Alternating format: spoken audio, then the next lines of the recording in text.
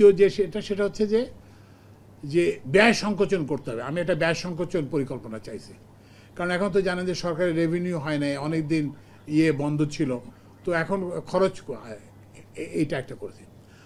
আরেকটা হচ্ছে আপনি জানেন যে সড়ক জনপথ বিভাগের বিভিন্ন প্রতিষ্ঠানে আগুন এবং ওই যে যেটা বললাম যে কি বলে এটাকে ভাঙচুর হয়েছে, তো সেগুলো আমরা দ্রুততম সময়ে যে এগুলো যাতে হয় এবং এই যে সার্ভিস রেস্টোর করা হয়, সেটা ওই যে বিআরটিসির মনে সার্ভিস রেস্টোর করা হয়ে গেছে, এবং অন্যান্যরা যারা যেটা সেবা সেটা আমরা রেস্টোর করার জন্য করছি।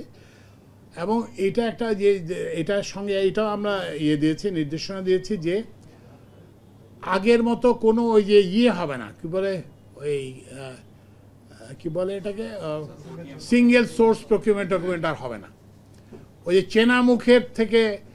চেনামুখের ঠিকাদারি হবে না আর।